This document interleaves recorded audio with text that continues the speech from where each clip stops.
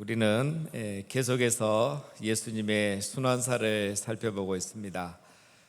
우리 예수님은 죄가 없으셨지만 죄인들에게 재판을 받으셨습니다. 그것도 증거도 없고 증인도 없는 불법 재판을 받았습니다. 유대인들은 예수님에게서 죄를 찾지 못했습니다. 그래서 재판은 계속 될 수밖에 없었습니다. 예수님은 한 번이 아니고 여러 번의 재판을 받으셨습니다. 우리 예수님은 잡히시던 날 밤부터 그 다음 날 아침까지 재판을 계속 받으셨습니다. 먼저는 전 대제사장이었던 안나스에게 먼저 재판을 받으셨고, 그리고 이어서 대제사장 가야바가 주관하는 산헤드린 공회에서 재판을 받으셨습니다. 이 내용은 요한복음에는 나오지 않습니다. 그들은 이 재판에서 예수님을 신성 모독죄로 이렇게 정죄를 하고 총독 빌라도에게 보냈습니다. 그러나 빌라도는 예수님의 죄를 찾지 못하였고, 그래서 헤롯 왕에게 예수님을 되돌려 보냈습니다. 하지만 헤롯 왕은 예수님을 죽여야 되는 이 정치적인 부담감, 이 책임을 피하기 위해서 예수님을 다시 총독 빌라도에게 돌려 보냈습니다. 오늘 본문에는 헤롯에게 재판받는 내용은 나오지 않고 바로 이 빌라도에게 재판받는 내용만 나오고 있습니다. 베드로가 예수님을 3번 부인하는 동안 예수님은 이렇게 불법 재판을 3시간 동안이나 받고 계셨던 겁니다. 예수님은 이제 아마 새벽 6시쯤 되어서 총독 빌라도에게 끌려가신 것으로 보입니다. 오늘 우리가 읽은 본문 내용은 바로 여기서부터 소개가 되고 있습니다. 28절에 그들이 예수를 가야바에게서 관정으로 끌고 가니 새벽이라 그들은 더럽힘을 받지 아니하고 유월절 잔치를 먹고자 하여 관정에 들어가지 아니하더라. 새벽 6시쯤 그들은 예수님을 빌라도의 관정으로 끌고 갔습니다. 그러면서도 그들은 빌라도의 관정 안으로는 들어가지 않았습니다. 이유는 이방인의 집에 들어가게 되면 그들이 부정해지게 되고, 잠시 후면 유월절인데 이 유월절 예식에 참여할 수가 없기 때문에 그들은 부정하지 않기 위해서 이 관정에 들어가지 않았습니다. 그러나 그들은 관정에 들어가지 않았지만 죄 없는 예수님을 죽임으로 그들은 이미 부정하게 된 것이죠.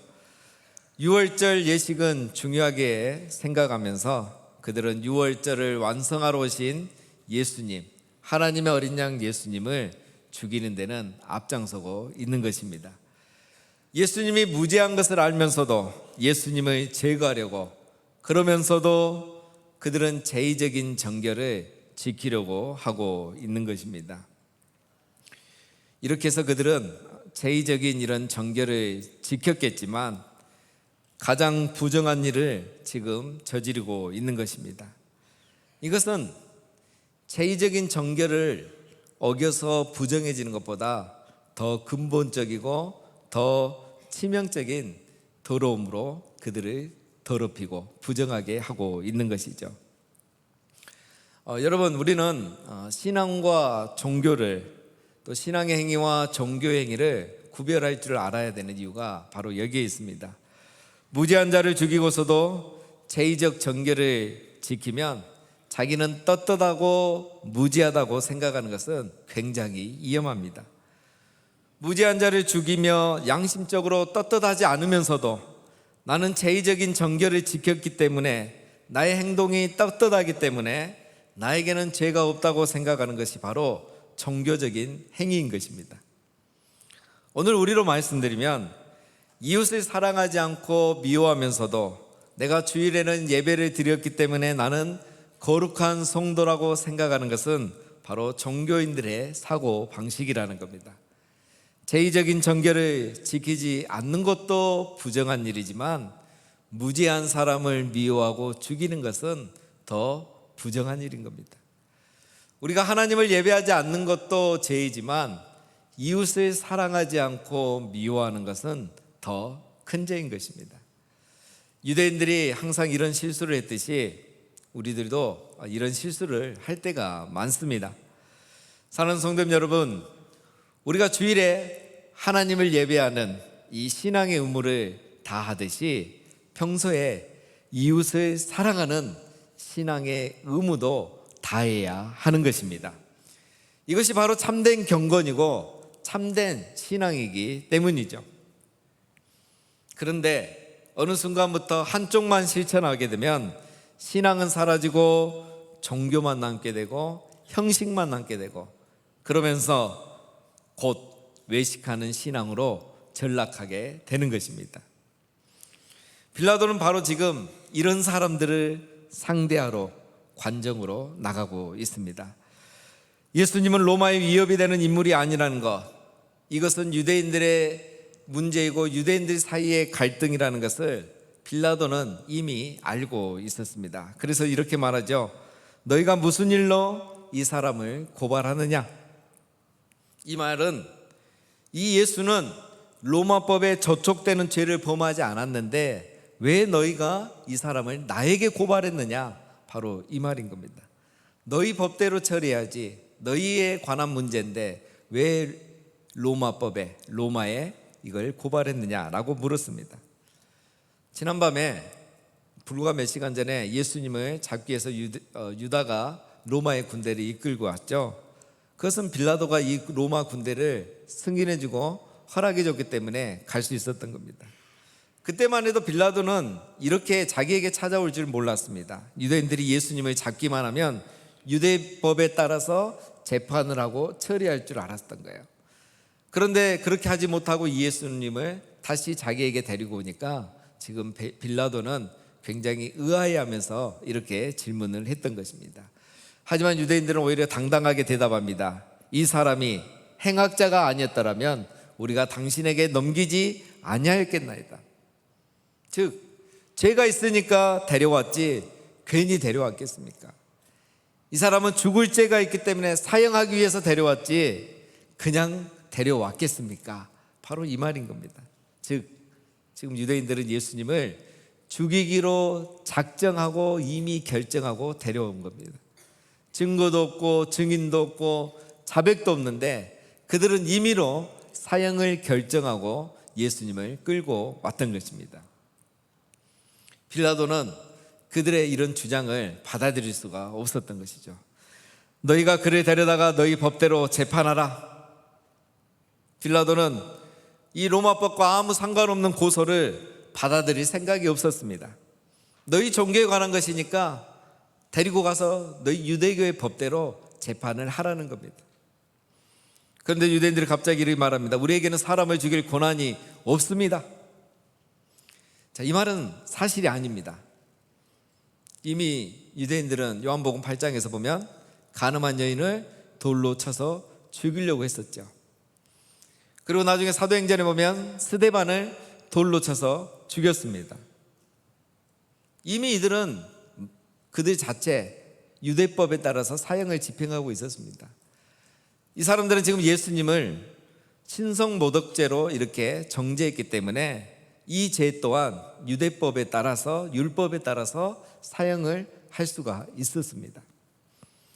그러나 유대인들은 이것을 원하지 않았던 것이죠. 그들이 직접 예수님을 사형하지 않는 이유는 크게 두 가지입니다. 첫 번째는 예수님을 지지하는 자들에게 원성을 듣고 싶지 않은 거죠. 예수님을 따르는 많은 민중이 있는데, 많은 군중이 있는데 그들에게 괜히 원성 듣고 싶지 않았던 것입니다. 그리고 두 번째는 더 중요한 근본적인 이유인데, 예수님을 정치범으로 몰아서 빌라도가 사형을 집행하게 하려고 했던 것입니다.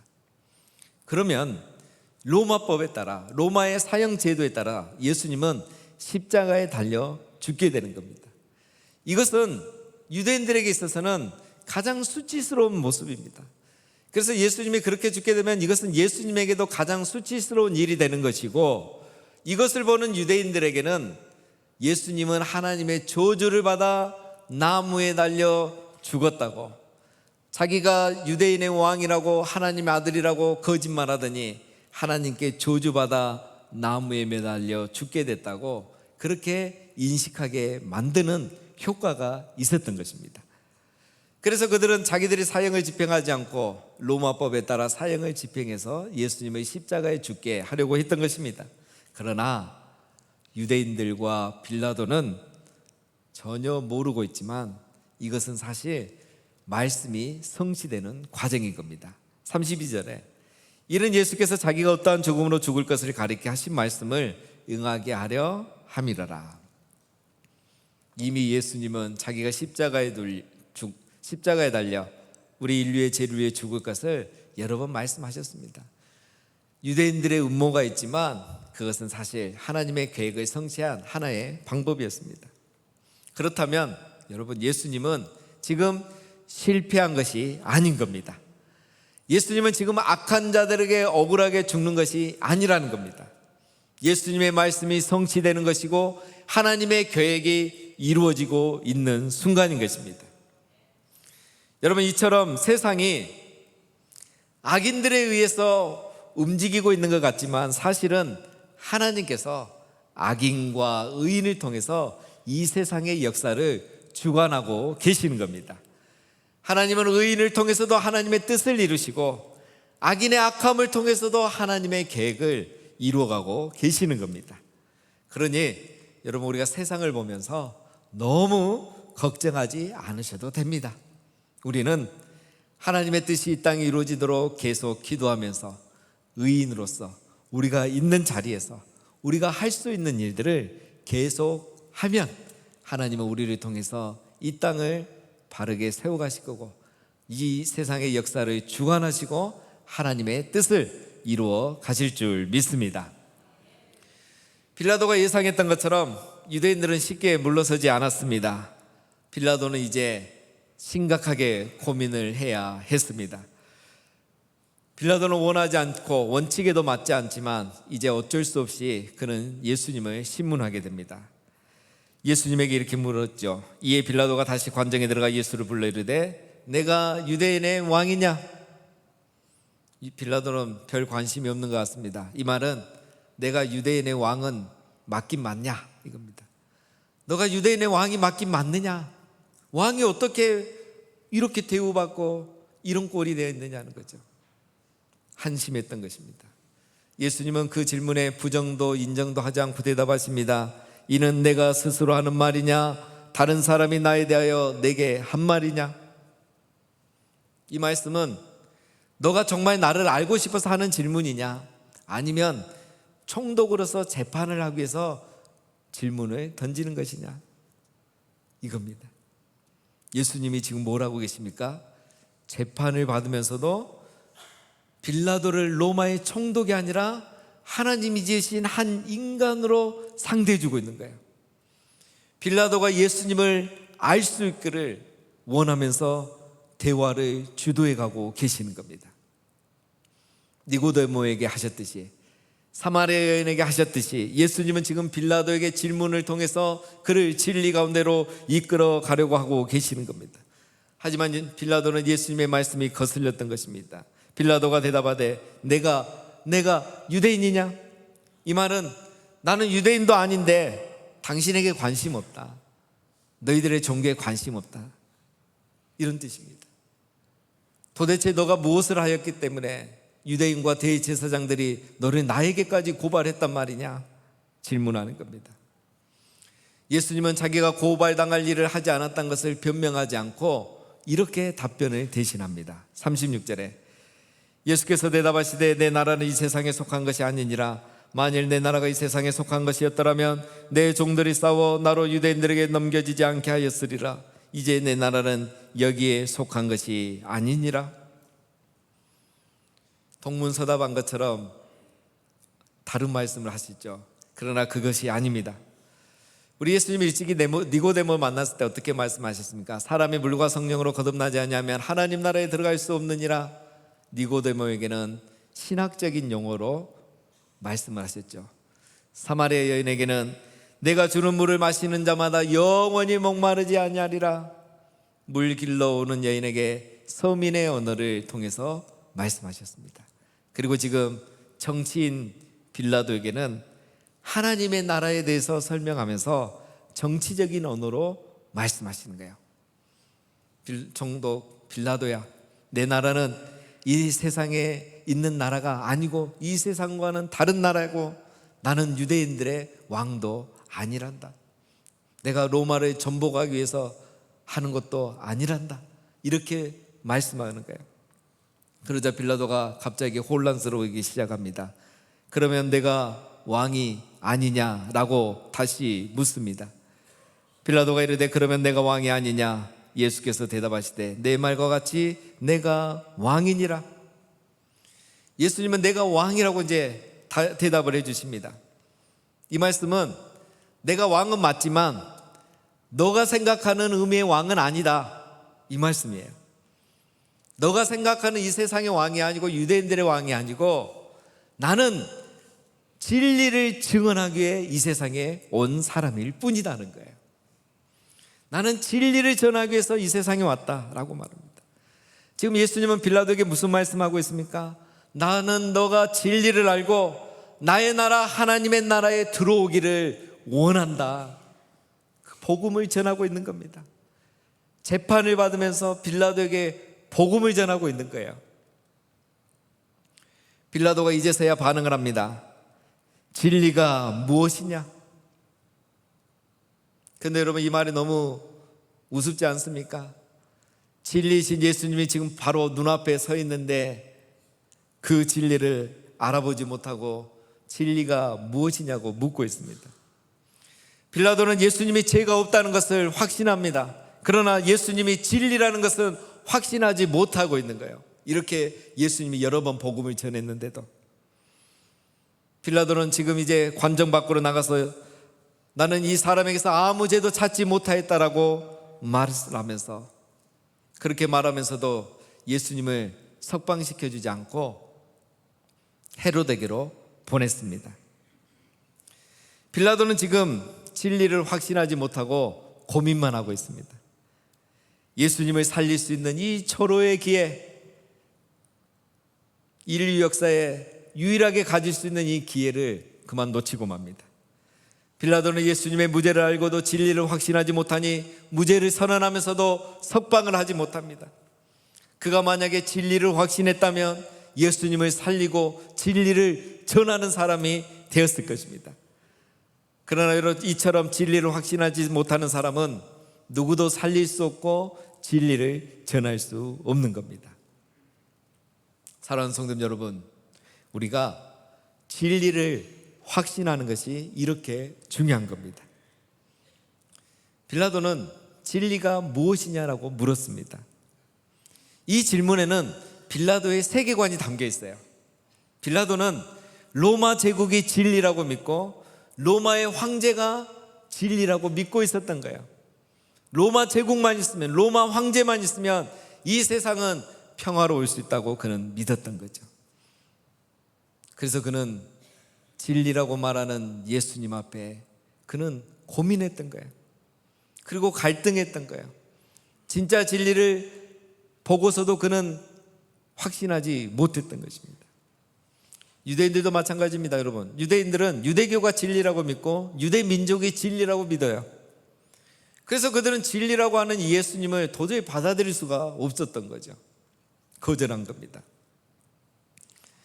사랑하는 성도 여러분, 우리는 무엇이 진리라고 믿고 살아가고 계십니까?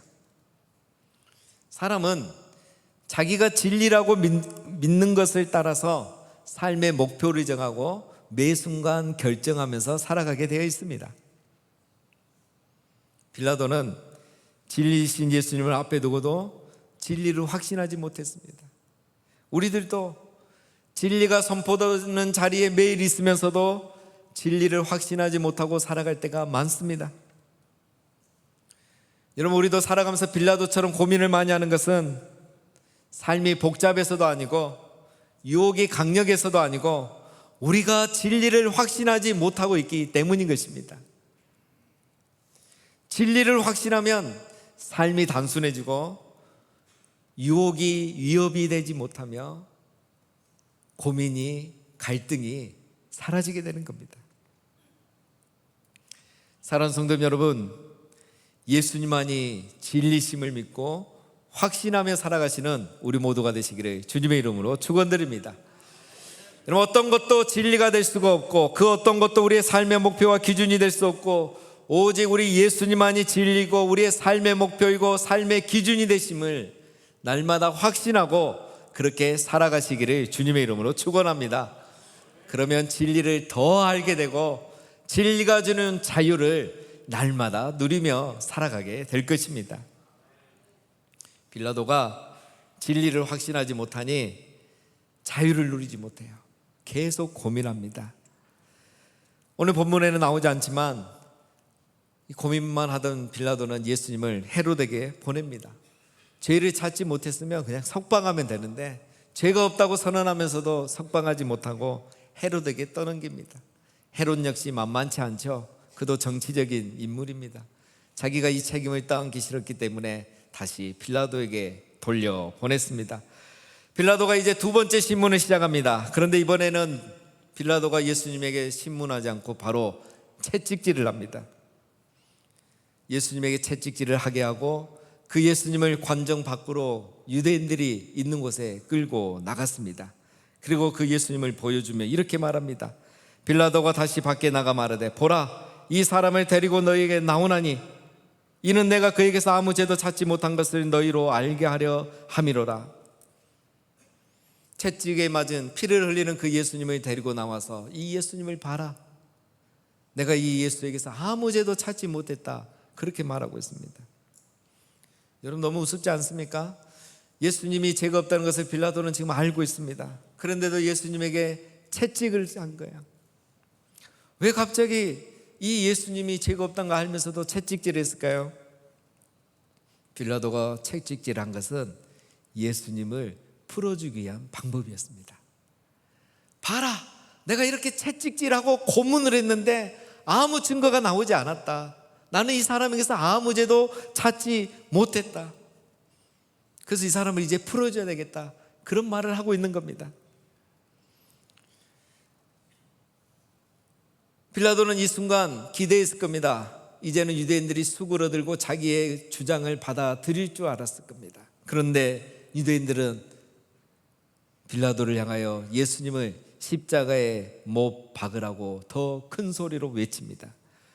빌라도가 이번에도 유대인들의 소리를 거절하지 못합니다. 6절에 빌라도가 이르되 너희가 친히 데려다가 십자가에 못 박아라. 나는 그에게서 죄를 찾지 못하였노라. 나는 죄를 찾지 못했으니까 너희가 이 예수를 데려다가 너희가 십자가에 못 박아라는 겁니다. 빌라도는 예수님이 죄가 없음을 알고도 지금 결단을 내리지 못하고 있습니다. 무죄 판결을 내리지 못하고 있어요. 무죄 판결을 결단하지 못하고 있는 겁니다. 빌라도가 18장과 19장 보면은 재판하는 과정 속에서 나는 그에게서 아무 죄도 찾지 못했단 말을 무려 3번이나 합니다. 그러고도 예수님을 무죄 판결을 내리는 결단을 못 내려요. 마태복음에서 보면은요, 그가 이렇게 말합니다. 그리스도라 하는 예수를 내가 어떻게 하랴? 어떻게 하겠냐? 총독이 무죄 판결을 내리면 되는 거죠. 오늘 10절에도 그렇습니다. 내가 너를 놓을 권한도 있고 십자가에 못 박을 권한도 있지 않느냐? 예수님에게 이렇게 말을 해요. 자기가 이 권한이 있는 걸 알고 있으면서도, 이 권한을 가지고 있으면서도 빌라도는 결단을 내리지 못합니다. 왜 그렇습니까? 진리를 확신하지 못하니 무죄를 알고도 고민만 하고 결단을 내리지 못합니다. 빌라도는 결단을 내려야 할 때 고민을 하고 있습니다. 여러분, 진리 앞에서는 고민할 것이 아니라 결단을 해야 하는 것입니다. 진리를 확신하지 못하는 사람은 결단하지 못하고 늘 고민하고 갈등하고 주저합니다. 뻔한 대답을, 뻔한 선택을 하지 못하는 겁니다. 살아가면서. 그렇기 때문에 빌라도도 지금 결단하지 못하고, 그래서 진리를 경험할 또 한 번의 기회를 놓쳐버리게 됩니다. 빌라도가 이제 3번째 신문을 합니다. 이번에는 빌라도가 예수님을 정말 풀어주고자 했습니다. 하지만 유대인들이 역시나 소리를 지르며 반대했습니다. 12절에 이러므로 빌라도가 예수를 놓으려고 힘썼으나 유대인들이 소리질러 이르되 이 사람을 놓으면 가이사의 충신이 아니니이다. 무릇 자기를 왕이라 하는 자는 가이사를 반역하는 것이니이다. 예수를 놓아주면 당신은 가이사의 충신이 아닙니다. 사람들이 소리치기 시작했습니다. 빌라도가 이 말을 듣는 순간 섬뜩했을까요? 빌라도가 사실 지금 유대 지역의 총독으로 부임해 있지만 정치적으로 안정되어 있지 않거든요. 언제 자기가 로마 정부로 호출받아서 이 자리를 잃게 될지 모르는 사실 그런 불안한 상황에 있었습니다, 역사적으로. 그래서 빌라도는 어떻게든 이 사건을 조용히 잘 마무리해서 밀란이 일어나지 않고 잘 마무리돼서 로마에 좋은 소식을 보고하기를 원했던 것입니다. 빌라도는 자기 욕심에 끌려갑니다. 충신이라는 이 필로스는 정확히 번역하면 친구란 뜻입니다. 빌라도는 예수님의 친구가 되기를 포기하고 가이사의 친구가 되기를 선택합니다. 예수님은 빌라도의 친구가 되어지기를 원하셨지만 빌라도는 가이사의 친구가 되기를 선택하는 겁니다. 그는 이 자리를 잃고 싶지 않았던 것입니다.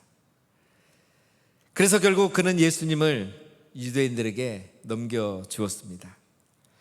진리를 확신하지 못하고 고민만 하다가 기회가 왔을 때 결단을 하지 못하고 욕심에 끌려가던 빌라도, 그는 결국 여러분 어떻게 되었을까요? 몇 년 뒤에 빌라도는 결국 로마로 소환되었고, 역사가 요세푸스에 의하면 그는 스스로 자기의 생을 망함했던 것으로 남아 있습니다. 그가 얻고자 했던 것, 그가 지키고자 했던 것, 그래서 그는 그것을 위해서 예수님을 버렸지만 그는 예수님도 잃고 그가 얻고자 하는 것도 잃었던 것이죠. 그러나 진리신 우리 예수님은 어떻게 되었습니까? 죄인들에게 죽임을 당하셨지만 죽음에서 부활하시고 결국 만왕의 왕이 되셨습니다. 사랑하는 성도님 여러분, 우리는 이 세상을 살아가면서 고민할 때가 많고 갈등할 때도 많고 결단을 해야 될 때도 있고 진리와 나의 욕심 가운데 선택해야 될 때가 많습니다. 오늘 본문은 우리에게 한 가지 질문을 던지고 마칩니다. 당신은 무엇을 진리라고 믿고 살고 있습니까? 오늘 우리는 누구를 진리라고 믿고 살고 있습니까? 오늘 우리는 무엇이 진리라고 믿고 살고 있느냐라고 질문을 던집니다. 사랑하는 여러분, 우리가 이 질문에 분명하게 답을 할 수 있고 확신을 할 수 있다면 우리는 더 이상 고민하거나 갈등하지 않고 살아갈 수가 있습니다. 우리가 믿는 진리가 우리를 자유케 하는 것을 날마다 경험하며 살아갈 수 있는 것입니다. 그 다음에는 오히려 세상이 우리를 향하여서 진리가 무엇입니까? 라고 묻게 되는 일들이 일어나게 될 것입니다. 사랑하는 성도 여러분, 바라옵기는 우리 모두가 진리를 알고 진리를 확신하고 이 진리대로 살아감으로써 진리가 무엇이냐, 오히려 이 질문을 받는 성도가 되고 이 질문을 받는 우리 교회가 되기를 주님의 이름으로 축원드립니다.